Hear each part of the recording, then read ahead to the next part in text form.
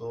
मेरा ख्याल है साहब सदर की इजाज़त से कि सीनियर्स के बाद फिर गैर रस्मी इनसे सुन लिया जाएगा। तो मैं ये नहीं समझता कि कैशव साहब और सीनियर नहीं आप यार कमर भाई हमारे बड़े अच्छे और लिखने वाले हैं और हमारे बिल्कुल नहीं कमर भाई की इजाज़त मैं कह रहा हूं अगर किस तरह है जनाब जरूर कमर भाई तारक कमरी साहब अगर हमारे मेहमानों ने खसूसी महसूस ना करें सर कमर भाई हमारे बड़े प्यारे दोस्त हैं बताओ सर। हाँ जी पहले राशा साहब पहले आप सब इजाजत ना जी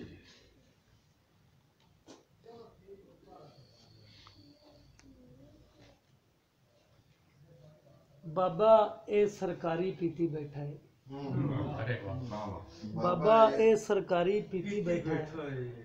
अद्धी पोए पटवारी पीती बैठा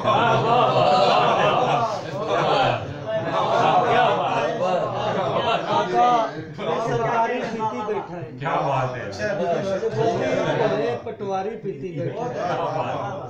डरदा रहंदा यार किसे नू डंगे की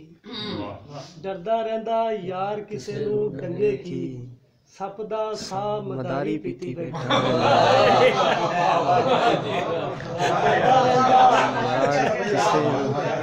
डरदा रहंदा यार किसे नू डंगे की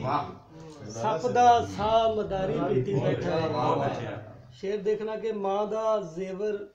धी दा दाज भी दाते ने यार क्या मां बात दा है जेवर धी दा दाज भी दाते ने सारा घर जवारी पीती बैठा मां दा जेवर धी दा दाज भी दाते ने सारा घर जवारी पीती बैठा बोतल हक्की बक्की रह गई अपनी थां बोतल हक्की बक्की रह गई अपनी थां इको घोटे च सारी पीती बोतल हक्की बक्की रह गई अपनी थां इको घोटे च सारी पीती बैठा है ते जंग लड़ी सू वड्डियां नाल अखीरां दी जंग लड़ी सू वड्डियां नाल अखीरां दी निक्का तां सरदारी पीती बैठा है ते राशद ओंदे घर दा बूटा सुके ना राशद ओंदे घर दा बूटा सुके ना क्या बात जेड़ा साडी वारी पीती